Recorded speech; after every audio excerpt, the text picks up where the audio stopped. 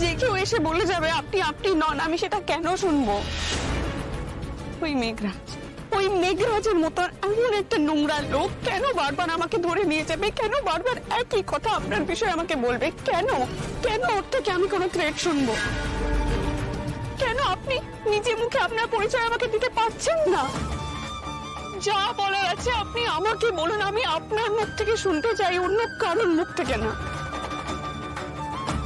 আমি হাত জোর করছি আপনাকে, হাত জোর করে বলছি, আপনি শুধু নিজের মুখে সত্যিটা আমাকে বলুন।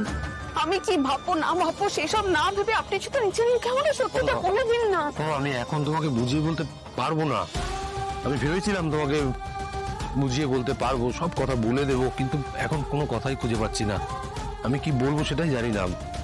সত্যিটা যেমনই হোক না কেন আমি সেই সত্যি শুনবো, সেই মনের জোর আমার আছে স্যার। আপনি শুধু আমাকে নিজের মুখে আপনার এই কথাগুলো বলুন।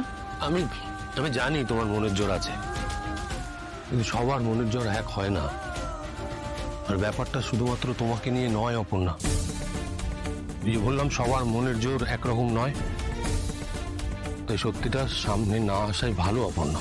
আমরা একসাথে তো দুজনে সারাটা জীবন কাটানোর কথা ভেবেছি। বলুন, আপনি আমাকেই বলতে পারছেন না আপনার আসল পরিচয়? ধরে নাও সেটা সম্ভব নয়। আপনার মনে হয় আপনি সত্যিটা নিজে মুখে না বললে আজীবন সে সত্যিটা চাপা থেকে যাবে? আমি শেষবারের মতো আপনাকে জিজ্ঞাসা করছি, আপনি প্লিজ আমাকে সত্যি। আর আমাকে জিজ্ঞেস করো না অপর্ণা, আমি তোমাকে বলতে পারবো না। বরং আমাকে তুমি ক্ষমা করো,